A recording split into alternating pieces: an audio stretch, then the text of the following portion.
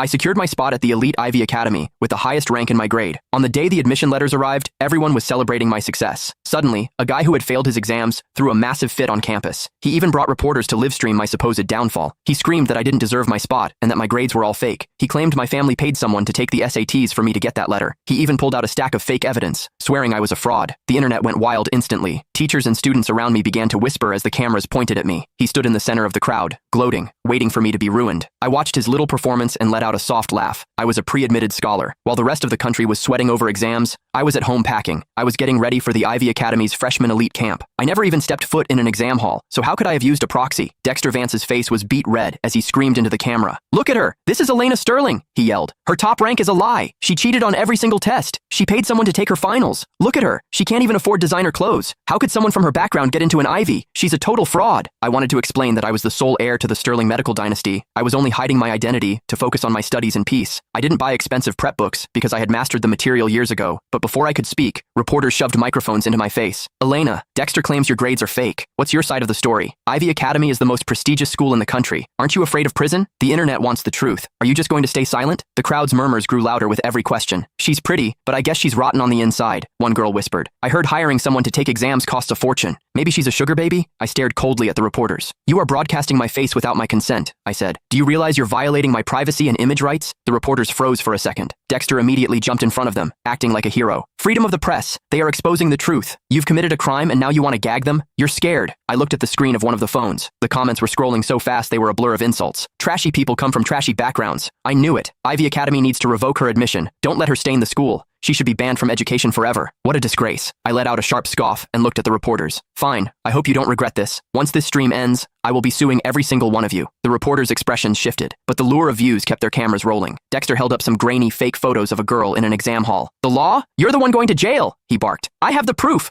I'm tearing that mask off your face today." I looked at him with total calm. "You call me a fraud, but how do you plan to prove your words are true?" Just then, a man stepped out from the crowd. It was Coach Burke, the PE teacher. He had a stern, righteous look on his face. "Dexter is telling the truth. I can vouch for him. Elena Sterling is a quiet student, but she never cared about her studies. She skipped classes all the time," he announced to the cameras. I narrowed my eyes at him. Last month, Coach Burke had collapsed on the field with a severe heart attack. I was the one who saved his life, using my family's secret pressure point techniques. Since then, he had always nodded at me kindly, and even bought me drinks. I never expected him to bite the hand that fed him. I could see a flicker of strange, dark hatred in his eyes. "That's not all. Her private life is a total mess," Burke added. "She'd sneak out of the dorms at night to hook up with sketchy men. She's a disgrace to this school's reputation. As an educator, I can't stay silent anymore. I have to expose her." The crowd exploded into insults and mockery. I suppressed my anger and kept my voice icy. "Do you know the legal consequences of defamation, Coach?" Dexter laughed. "The law